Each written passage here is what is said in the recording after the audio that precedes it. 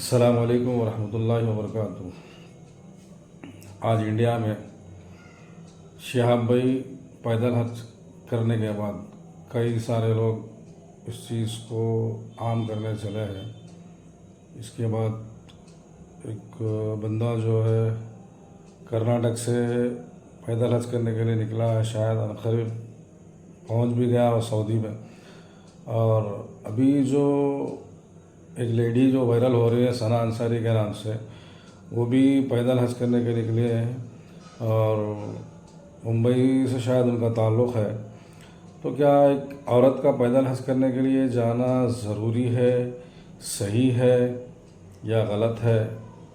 اب جو لوگ اس بات کا علم رکھتے ہیں وہ لوگوں کو چاہیے کہ ان باتوں پر توجہ دے اور عوام سے ان باتوں کو ظاہر کرے کہ اس طرح کا ماحول کریٹ کرنا صحیح ہے یا غلط ہے، کیونکہ ایک لیڈیز کا پیدل حج کرنا بہت بڑی ذمہ داری ہے اور اس ذمہ داری کو نبھانے کے لیے اس کے ساتھ کئی ساری چیزوں کے مسائل بھی پیدا ہوتے ہیں۔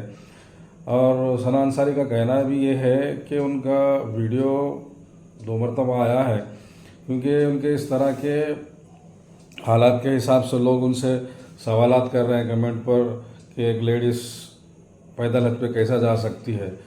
تو ہر کسی کا جاننا بھی ضروری ہے کہ پیدل حج کرنا ایک عورت کے لیے مناسب ہے یا نہیں ہے، کیونکہ یہاں تو پیدل جانا بھی عورتوں کے لیے بڑی مشکلات کی بات ہے، بڑی دقت کی بات ہے۔ رات میں مقام کرنا، جس جگہ سے ان کو گزرنا ہے ان جگہوں سے گزرنا، بہت سارے تکالیف اور مسائل کا ایک یہ ہے، بہت سارے تکلیفات سے گزرنا پڑتا ہے۔ شہاب بھائی جس طرح سے گزرے ہیں وہ سارے لوگوں کو معلوم ہے کہ وہ کس طرح کی تکلیف اٹھائے ہیں اور کس طرح سے وہ اپنے آپ کو برداشت کرے ہیں، چاہے سردی ہو، گرمی ہو، برف ہو، بارش ہو، ہر چیز سے گزرنا پڑتا ہے۔ کئی سارے کنٹریز کا ان کو سامنا کرنا پڑتا ہے، کئی سارے بارڈرز سے گزرنا پڑتا ہے۔ پیدل حج کرنا کوئی معمولی بات تو نہیں ہے، مگر مجھے ایسا لگتا ہے جیسے ایک سستی شہرت پانے کے لیے یہ چیز کی جا رہی ہے، اور ان کا بات بات پہ ایک مقام پر جانے کے بعد ویڈیو بنا کر بتانا کہ آج ہم یہاں تک آئے، اتنا پیدل چلے، پھر کل یہاں سے شروع کریں گے۔ کیا ضرورت ہے یہ چیزوں کی؟ اگر آپ کو اللہ کی عبادت کرنا ہے، پیدل حج کرنا ہے، آپ اپنی فیملی کے ساتھ چلے جاتے، پوری فیملی کو لے کے آپ کو ایک سپورٹ ہوتا، یہ ایک اچھی بات ہوتی کہ آپ پوری فیملی کو لے کے نکلتے۔ اگر آپ کا خرچہ کم ہو رہا، بہت اچھی بات ہے، آپ کا خرچہ کم ہونے کی وجہ سے اگر آپ کی فیملی ساتھ ہوتی تو کسی کو تکلیف بھی نہیں ہوتی اور کسی کو بولنے کا موقع بھی نہیں ملتا۔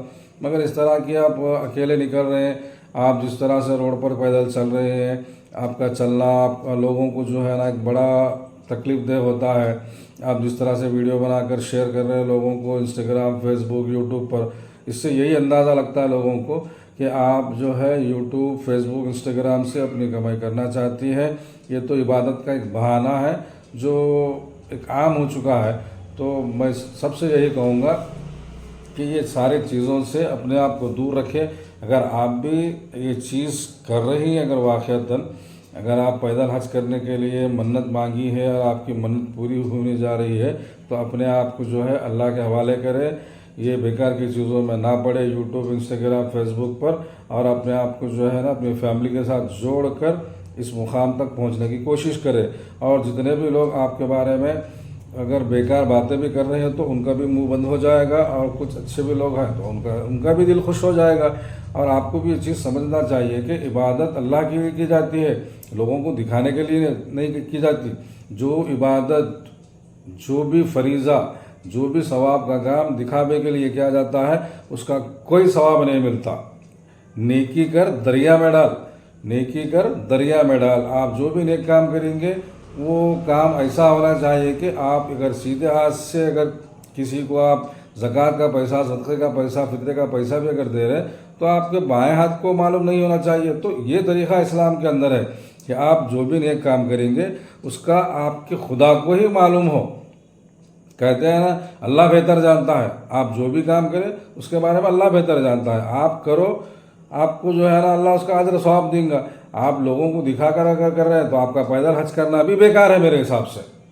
تو آپ بھی جو ہے اپنے ایمان کو برقرار رکھیں اور اپنے آپ کو بھی سنبھالیں اور اپنے آپ کو جو ہے اللہ کے حوالے کریں. اگر آپ کچھ غلط کر رہے ہیں تو آپ اس سے توبہ کر لیں اور اچھا کام کرنے جا رہے ہیں تو اس میں سدھار لائیں، تاکہ آپ جو کام کر رہی ہیں، جو محنت کر رہے ہیں، جو سفر کر رہی ہیں، آپ کو اس کا پورا بھرپور فائدہ ملے. بس میرا یہی کہنا ہے کہ بیکار کی چیزوں میں ملوث نہ ہو. اور تمام مسلمانوں سے میں یہی کہوں گا، اگر کوئی ان کے اوپر تہمت لگا رہا ہے تو پہلے پوری جانکاری لے، اس کے بعد تہمت لگائے، اس کے بعد انہیں سمجھانے کی کوشش کرے. کیونکہ پہلے سمجھانے کی کوشش کرنا اسلام کے اندر سب سے پہلا فریضہ ہے. کسی پر تہمت لگانا بہت آسان سی بات ہے، تہمت لگانا کوئی بڑی بات نہیں ہے. زبان کھولی تو تہمت لگ جاتی ہے، مگر وہ زبان کا صحیح استعمال کرنے سے آپ کا بھی فائدہ ہوتا ہے اور آپ بھی جو ہے گناہوں سے بچتے ہیں، آپ بھی غلط بولنے سے بچتے ہیں. اور تمام مسلمانوں سے میں یہی کہوں گا کہ آپ سب ان کے لیے خیر کی دعا کریں. اگر واقعتاً وہ اچھا کام کر رہی ہیں تو ان کی فیملی کے ساتھ ان کو جڑنے کی کوشش کریں، ان کو ساتھ لے جانے کی کوشش کریں. اگر وہ غلط کر رہے ہیں تو اللہ تعالیٰ سے میری دعا ہے کہ اللہ تعالیٰ انہیں معاف کرے، ان کو صحیح راستے پر لائے، اللہ ان کو صحیح ہدایت دے.